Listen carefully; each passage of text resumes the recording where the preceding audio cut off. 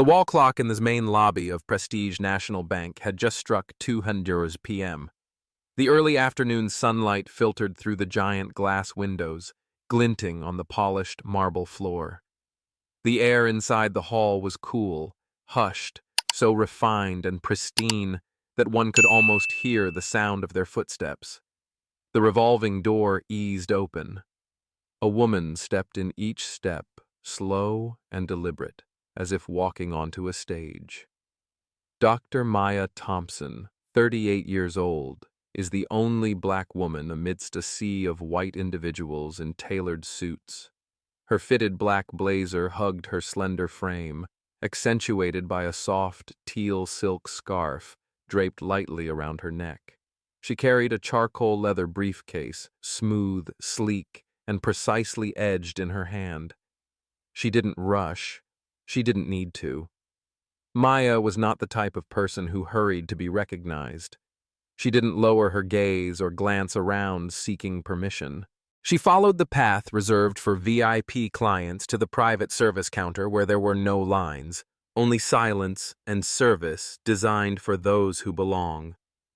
Then came the first glance, a look as sharp as a blade masked behind a polite smile.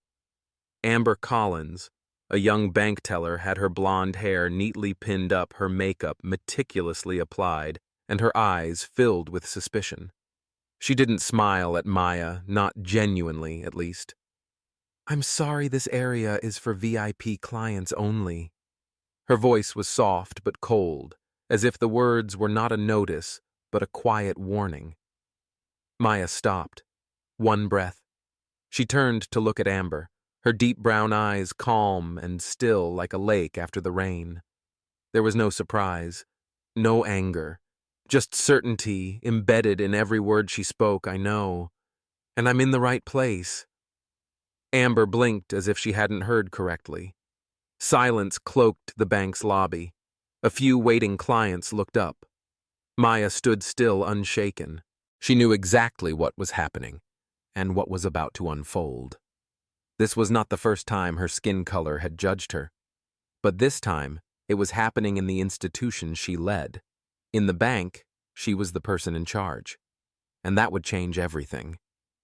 Amber tilted her head slightly, her heavily made-up eyes narrowing. She placed her hand lightly on the glass counter, then subtly nodded toward the other side of the hall, where a long line of regular clients was waiting. "Ma'am, standard clients, please queue at the other counter." The way Amber emphasized the word standard made it clear to any observer what lay behind the sentence. Maya said nothing for a moment. She watched her without hesitation, but as if she were measuring something and measuring the distance between professionalism and prejudice, a distance far thinner than most people realized. "I'm not a standard client," Maya said gently. Her voice wasn't raised, but it was clear enough to be heard across the entire counter. "I'm here to use the VIP service." Amber smiled, but it wasn't a welcoming smile. She repeated this time with a firmer tone. "VIP clients are required to have an appointment or provide identification beforehand. If you have neither, please proceed to the standard area." A few eyes in the waiting area turned toward them. Some began to whisper. Maya noticed but gave no visible reaction. She was used to being the center of attention, sometimes for reasons to be proud of, sometimes because of the prejudices projected onto her. But here, right inside her, bank discrimination was playing out openly, coldly, like a default process. "I'm not moving," Maya replied.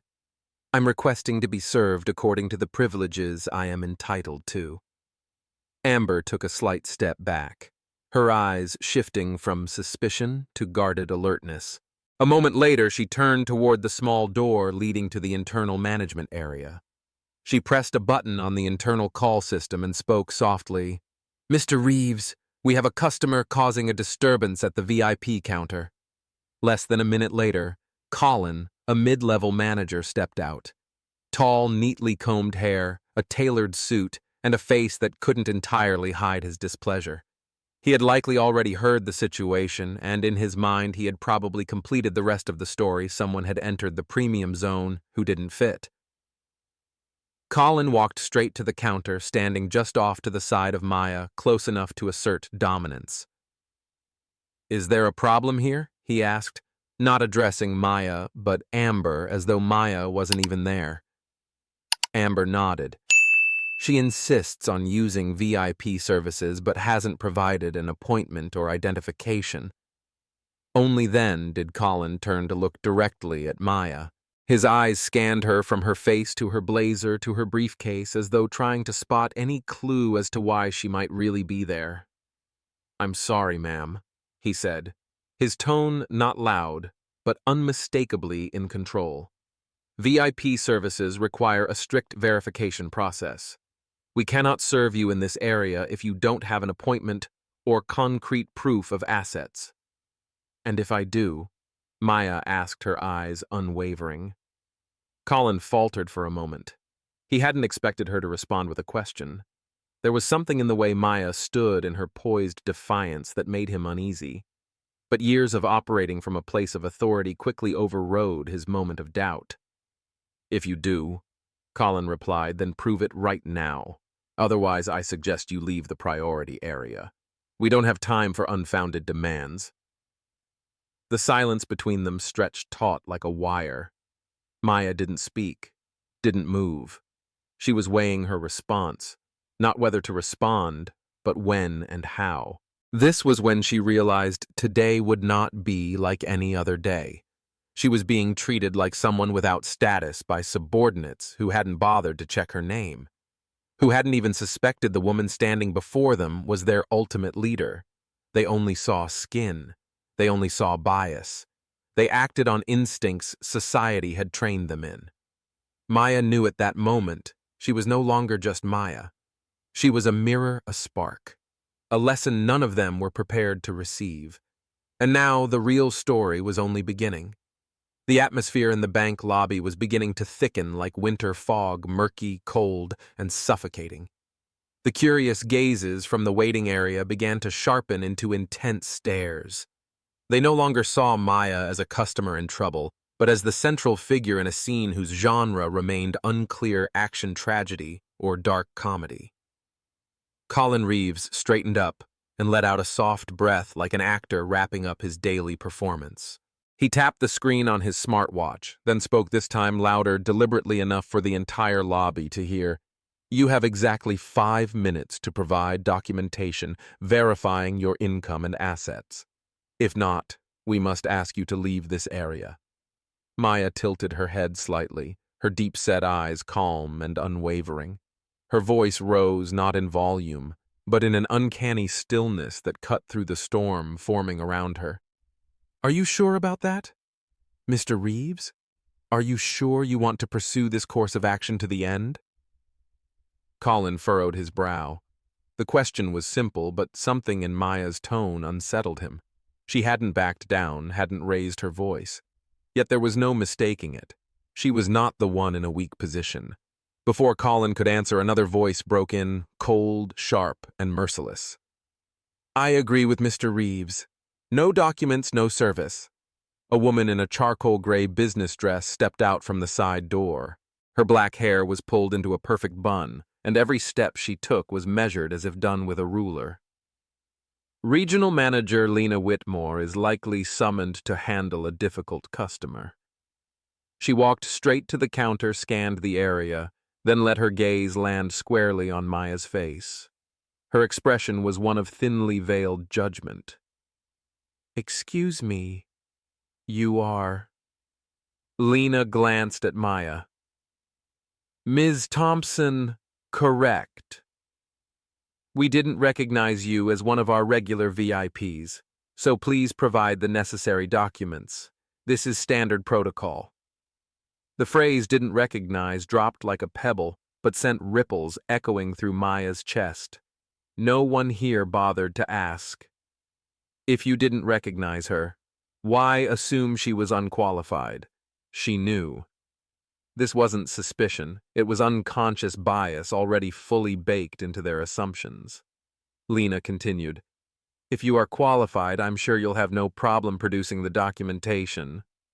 If not, then Lena didn't get to finish her sentence.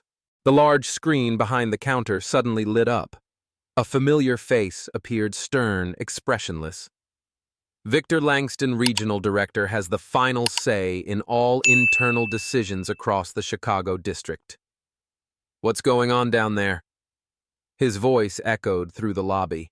Colin quickly turned around and called out, almost like reporting to a superior. Mr. Langston, we have an individual claiming to be a VIP but has failed to provide any verification. We're handling the matter per standard procedure. Victor glanced at the screen and saw Maya standing tall and composed, her eyes meeting his with quiet resolve. But instead of recognizing her, he saw only a difficult case. Ms. Thompson, he said, his tone cold as steel. I'm issuing an official directive. You have 5 minutes to verify your identity and financial standing. If not, I'll instruct security to escort you out. Protocol is protocol. His words landed like a sentence. No whisper, no movement. Only Maya was still standing exactly as she was. She could feel her heart beating slow but steady, not from fear, from clarity. This moment right here was the pivot point. She wasn't just being questioned for lacking an appointment. 3 levels of management were publicly judging her within the very organization she led simply because none of them could fathom that a black woman could stand at their level or above. Maya didn't need to shout, didn't need to pull out her phone, didn't need to threaten legal action. Because she had one card to play, it was enough to flip the entire board. She gently placed her leather briefcase on the counter. The sound of the lock snapping open was soft. But in that stifling atmosphere, it rang out like a gunshot. And while the others were still trying to make sense of her move, someone else silently had already begun capturing the moment. Naomi Fields, an influencer seated in the VIP waiting area, had turned on her camera, and the world was about to witness a reversal like no other. Naomi's phone was resting on her lap, its lens aimed directly at the VIP counter where the tension was rising by the second. She was known for reviewing luxury venues around the city. Never had she imagined that a routine visit to the bank would become the moment that defined her career and set social media ablaze. On screen, the well-dressed black woman, Dr. Maya Thompson, remained composed. While the 3 senior staff members, Amber, Colin, and Victor, each denied her legitimacy, Maya opened her briefcase as if performing a quiet ritual. Naomi discreetly tapped Instagram Live. No hashtag needed, no fancy intro. What was happening spoke for itself. Hey everyone, I'm here at the Central Branch of Prestige National Bank. Something serious is going down, Naomi whispered. They're mistreating this woman just because of her appearance. No papers, no appointment. I'm telling you right now what they're doing is wrong. At first, only a few dozen viewers tuned in, but in less than a minute, viewership soared. Hundreds, then thousands. Maya, unaware she was being live-streamed, calmly pulled out 2 items from her briefcase, a high-end business card with her name embossed and a gleaming metal badge clearly engraved. Dr. Maya Thompson, Chief Executive Officer, Prestige National Bank. She placed both on the counter directly in front of Amber, then looked squarely at Colin. I believe it's time you stop and read the information in front of you, Maya said, her voice still even but sharp as a blade slicing through thick air. Amber took a step back. Colin's face went pale. Lena stood frozen like a statue. Victor Langston stared at the metal badge on the screen, his lips parting, but no words came out. And the live stream continued. Naomi lifted her phone higher, unable to contain her outrage and awe as she gasped. Oh my God. You guys are watching this in real time. They just tried to kick the actual CEO of this bank out of her own VIP counter. Viewership passed 5,000. The hashtag Justice for Maya appeared for the first time. Comments flooded in. What is this for real? If even the CEO gets treated like this who's safe, I'm pulling my money out of this bank immediately. Naomi continued, her voice tense, almost shaking. Everyone share this video. We can't let this one be swept under the rug like all the others. Colin struggled to speak at the counter, but his lips were as dry as paper. Under Maya's unwavering gaze, he seemed to shrink, not the man in charge, but an employee who had just made a catastrophic mistake in front of thousands watching live. Lena spoke softly, almost pleading. Could this be a misunderstanding? Maya turned to her, calm, composed like a teacher addressing a classroom. A misunderstanding is when there's a lack of information. But here, no one asked who I was. No one checked my name. Everyone decided I was unworthy right from the very first glance. She paused, then continued. And I think what you fail to see is that this is your greatest mistake. Naomi clutched her phone tightly. The live stream counter now surpassed 8,000 viewers. On other platforms, the video was shared, clipped set to music, and replayed repeatedly. Inside the management office, several staff members had seen the live stream. They looked at one another, stunned, unable to believe their eyes. The large screen behind the counter still displayed Victor Langston's blank expression. No longer the man issuing orders, he was now facing the fallout. And Maya stood there unmoved.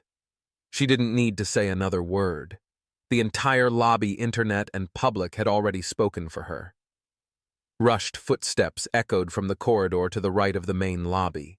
All eyes turned toward the frosted glass door, where three silhouettes approached deliberately, unwaveringly, and unannounced. They weren't security guards. They weren't standard employees. No one wore a bank uniform. They wore black suits with cold expressions and eyes that refused any excuse. Grace Lynn, chief of staff, led the group. Petite in size but razor-sharp in gaze, her steps cut through the illusion of temporary authority that Colin and Lena once believed they held.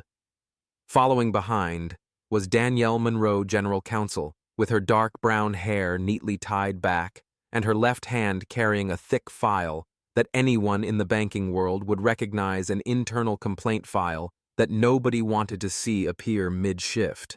And behind them, quiet but heavy as the weight of justice itself, was Terrence Wu, Director of Compliance, known throughout the organization for unraveling any excuse with just 3 questions. The 3 of them entered without greetings, without smiles. None were necessary. The atmosphere had already spoken volumes. Mr. Reeves. Ms. Whitmore Grace began, her voice soft but steely. Explain to me immediately what is happening here, and I hope your answers are better than following procedure. Colin opened his mouth, his lips quivering slightly, but still tried to maintain composure. We were just attempting to verify. Since the client didn't provide initial documentation, Grace raised a hand, cutting him off without hesitation. This client you're referring to? Who is she? No one answered. Danielle unfolded a document and held it at eye level as if confirming an indictment. Based on the incident report and the live stream that's spreading rapidly, she said evenly, You publicly attempted to eject an individual from the VIP area, while that individual is the CEO of this very bank. The words dropped like a sledgehammer. Lena tried to maintain her composure, but her hands were tightly clasped knuckles pale beneath her skin. Terrence stepped forward, placed his hand on the counter, and stared straight at Colin. Did you verify any information about this customer before delivering an ultimatum? No, I didn't think it was necessary. When didn't think it was necessary? Terrence repeated slowly. So based entirely on your perception, you decided to remove someone from the bank's premium services area, in a public space, in front of dozens of clients, with zero verification. Colin had no rebuttal. He bowed his head. In the corner, Naomi Fields, still live streaming, whispered into her mic, "Everyone, that's senior leadership. They're addressing the situation directly. You're watching this unfold in real time. This isn't just a video anymore. This is the truth laid bare. Viewer count passed 15,000. The hashtag Justice for Maya hit the #1 trending spot in the Chicago area. And yet Maya Thompson had not moved from her place. She didn't need to speak. Everything she needed to say had already been told through action. Grace turned toward Maya. The sharpness in her gaze instantly softened, replaced by deep respect. "Dr. Thompson," she said, her voice steady and low, "I offer my sincerest apologies for what's happened. I propose we immediately convene an emergency board meeting to address this matter publicly and transparently." Danielle nodded. What happened today wasn't just a procedural error. It was a manifestation of deep-seated bias. And under our current policy, that is unacceptable. Colin turned toward Patricia, who had just rushed in from the hallway, unclear how long she'd been watching. She opened her mouth to speak, but Grace stopped her with a sharp cut of her hand. "No. No more words. All explanations will be given before the board." A loud ping sounded from Danielle's phone. A legal notification. The video was spreading rapidly, and media outlets had begun contacting Maya Thompson for interviews. Terrence Wu took a breath, then spoke with unmistakable command. "We must respond to this situation, not to save face, but to protect the values this bank claims to uphold. And if the cleanup must start internally, then it starts today." Maya slowly nodded. Her face remained composed, but her eyes glowed with a resolve no one could ignore. They had been wrong. They hadn't seen her. But now the entire world did. Less than an hour after the incident exploded in the main lobby, the full board of directors of Prestige National Bank gathered in the executive conference room on the 45th floor. The institution's most strategic decisions were usually made in this glass-walled space. But today, no one came to discuss growth or investments. They came to face the truth. At the head of the table sat board chairman Gerald Stanton, a quiet man with silver hair and eyes forged from experience. He sat upright, hands clasped, unsmiling, offering no pleasantries. He stared at the three individuals seated at the far end of the table, with eyes as sharp as scalpels. Colin Reeves, Lena Whitmore, and Victor Langston, the central figures of the mistake, sat in silence, their faces ashen. Colin swallowed dryly. Lena avoided all eye contact. Victor's forehead was slick with sweat despite the room being cooled to 70 degrees Fahrenheit. Across from them, Dr. Maya Thompson stood, not with anger, not trembling, only with the poise of someone who had long been prepared for this moment. "Board members." Maya began, her voice low and resolute. "What you're about to witness is not a one-off incident. It is undeniable evidence of a system that has allowed bias to linger, something we believed we had long eradicated." She pressed a button. The large screen lit up. Naomi Fields's live stream began to play. Every look of contempt, every cold phrase, every moment when those under her leadership dismissed Maya was shown without editing. No one spoke. No one interrupted.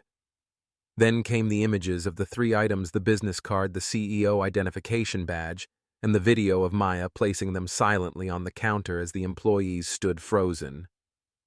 It was a declaration in action. I am the one you just tried to erase. When the video ended, the room was silent. Breath held, no one dared to cough. Maya looked directly at the 3 who now bowed their heads. This wasn't merely a personal humiliation. It was a silent but unmistakable statement of an organizational culture still unprepared to face difference. Gerald Stanton turned to Colin first. "Mr. Reeves, explain why you made the unilateral decision to eject a client without any verification." Colin stiffened lips, trembling. I believed I was following procedure. I didn't recognize her as the CEO. And if she weren't the CEO, Grace Lynn interjected from her side seat, would you still have thrown her out?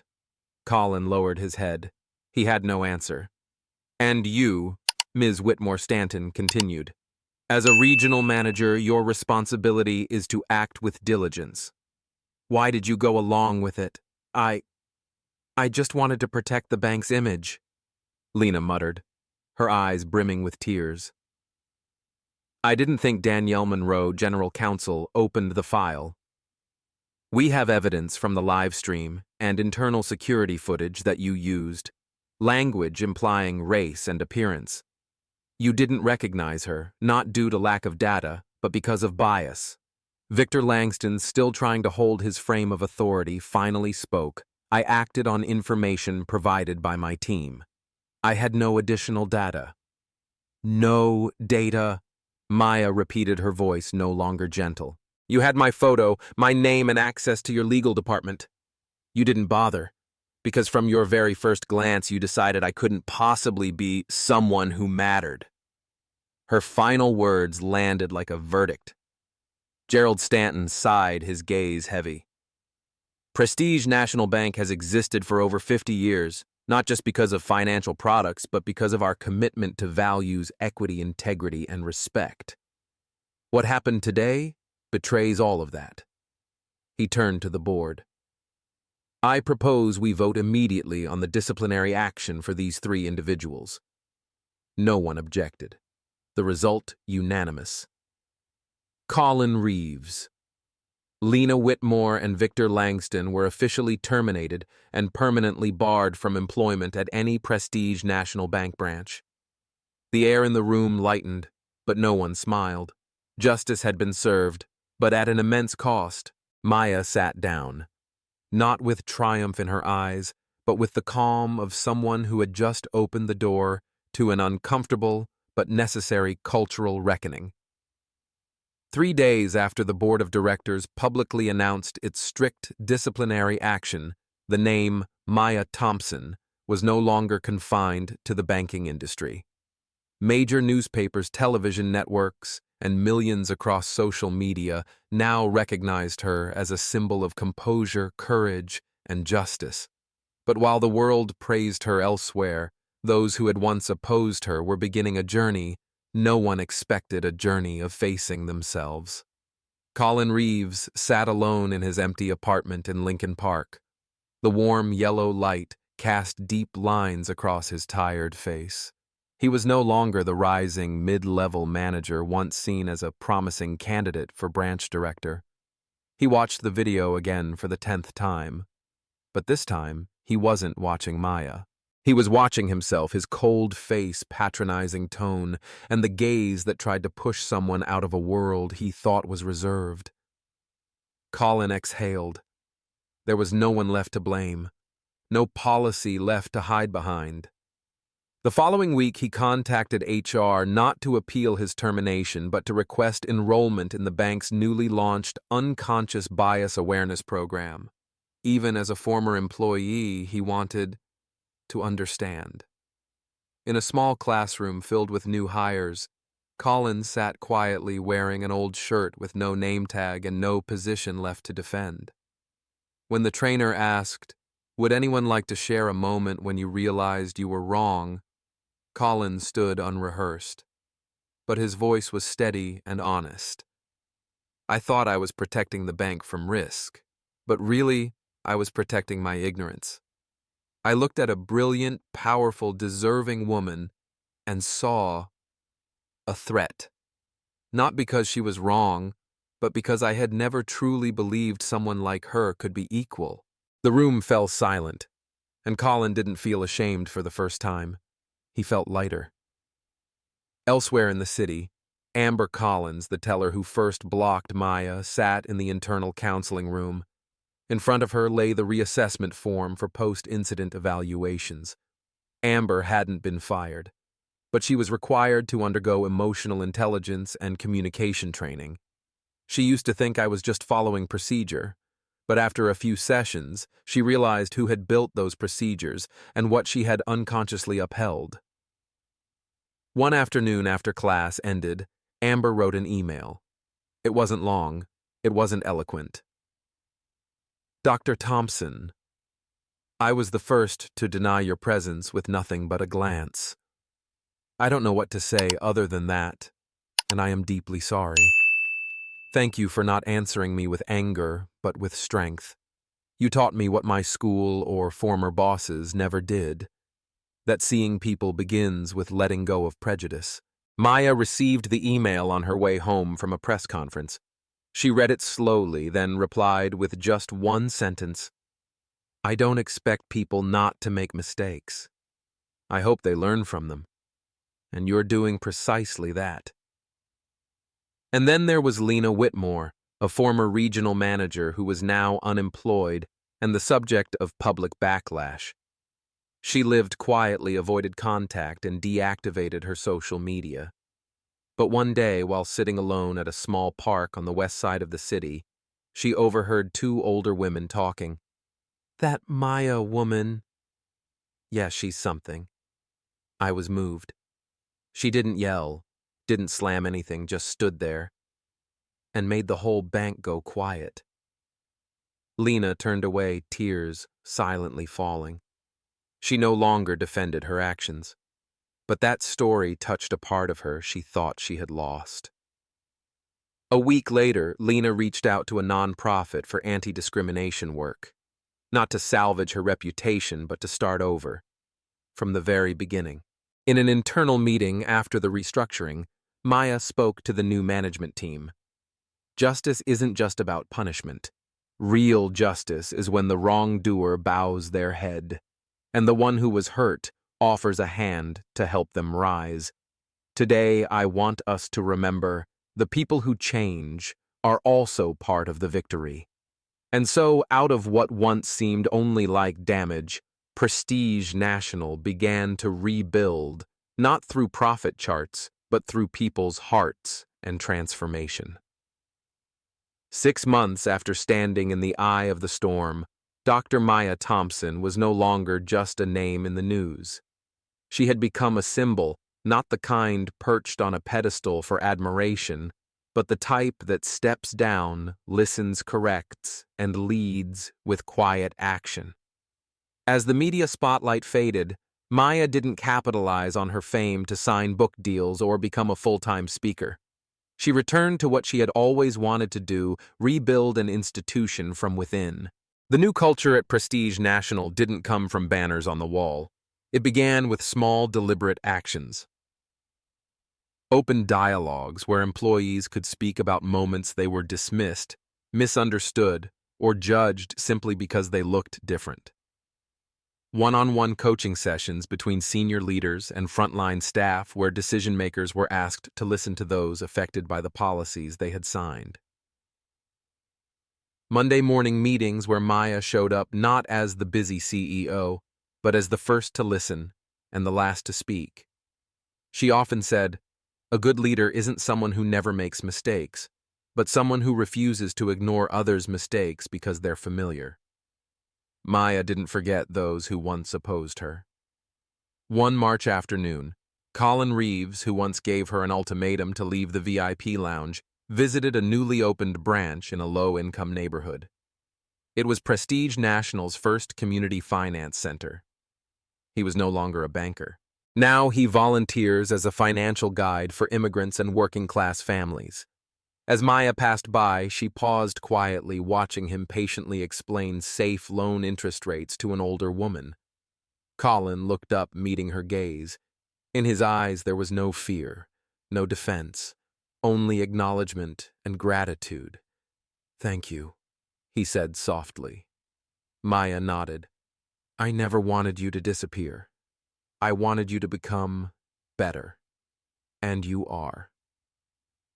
Amber Collins. The teller who once diverted Maya to the regular queue at another branch was now the head of customer care. She no longer said, "This area is for VIPs," only as a barrier. Now she began with, How can I help you feel respected today? Maya publicly commended Amber in front of the company at the end of quarter meeting. But the moment that moved Amber the most wasn't the praise. It was when Maya approached her afterward, gently placed a hand on her shoulder, and said, "We are not allowed to forget the past. But we are allowed to rewrite who we are starting today." Maya also nurtured the next generation. She launched the Silent Strength Scholarship Program aimed at Black high school students, especially young Black girls with a passion for finance and technology. She didn't choose those with the highest grades, but those who asked the sharpest questions about fairness. Once meeting the first group of scholars, a 17-year-old girl asked, "Did you ever want to give up?" Maya smiled many times. But I realized if I stopped someone behind me might also stop thinking that was their limit, and I couldn't let that happen. Maya's story reached far beyond America. At an international summit on organizational equity in the Netherlands, a European bank CEO quoted her, "No one is born with bias, but if we fail to recognize it, bias will live forever in the way we run our organizations." Maya watched the speech remotely in her small office. No cameras, no spotlight. Just a culture mapping chart covering the walls where she and her team continued reworking every policy, every process, every sentence of internal communication. Her legacy wasn't in the position she held. It lived in the lives she touched. In every employee who started to ask more questions and assume less. In every customer who finally felt seen, not because they were rich or white or ideal, but because they were human. And most importantly, it lived in how a 38-year-old Black woman didn't choose outrage, but decided to lead. 6 months had passed since that winter afternoon when Dr. Maya Thompson walked through the glass doors of the Prestige National Flagship branch where she had once been publicly dismissed, unrecognized in her domain. Today, Maya stood in that same spot again. No skeptical stares. No questions like, "Do you have an appointment?" Instead, a crowd filled the lobby. Employees, customers, students, journalists, and even those who had once stood against her, all present for the opening of the Maya Thompson Center for Financial Equity and Education. It wasn't a grand building. It sat humbly in a working-class neighborhood one few ever expected a premium bank branch to invest in. But that's precisely why Maya chose it. A place where no one would be asked, "Who are you?" but welcomed with, "What do you need?" She stepped onto the stage with no script, just holding the same old business card, the CEO badge she once placed on a table after being denied. Not to revisit mistakes, but to show how every transformation begins with refusing to step back. Today, she said, "I'm not just opening a center. I'm opening a door where anyone can walk in without proving their worth. Because equity isn't something granted when you fit the mold. It's a default right that everyone deserves." Maya glanced toward the crowd. There was Colin Reeves sitting in the front row, nodding quietly. Beside him, a brown-skinned woman and a young girl, his wife and daughter, whom Maya had never met until now. She saw Amber Collins now, Director of Customer Experience, jotting down Maya's words to include in staff training. And further back in a quiet corner, Naomi Fields live-streamed the moment this time, not to expose injustice, but to broadcast the dawn of a new era. After the speech, Maya stepped off stage. A young woman wearing a white shirt and a trainee badge approached her. "I just wanted to say, I'm the first in my family to ever work at a bank. Not because I'm the best, but because your story made them see me differently." Maya smiled, resting a hand on her shoulder. "Then make sure you see others differently, too, so the story continues." That night, Maya returned to her office where she often worked late alone. On her desk was a small box with no name, no note. Inside was a metal engraving, a replica of her CEO badge with one line etched below. "This once proved power. Now it symbolizes purpose." Maya placed it on the bookshelf next to the leather-bound journal where she had handwritten every internal reform since day one. She opened the journal and wrote one final line, the last day of the old chapter, the first day of a new era. No fireworks, no triumphant anthem, just kind people quietly changing the world, one act, one word, one listening glance at a time. And Maya knew. She no longer had to stand at the center of every storm, because now many others were ready to rise, not for fame, but to make equity, not a rare privilege, but a name everyone could finally call their own. Sometimes stories don't end with a period. They end with an ellipsis for the next generation to write what comes next.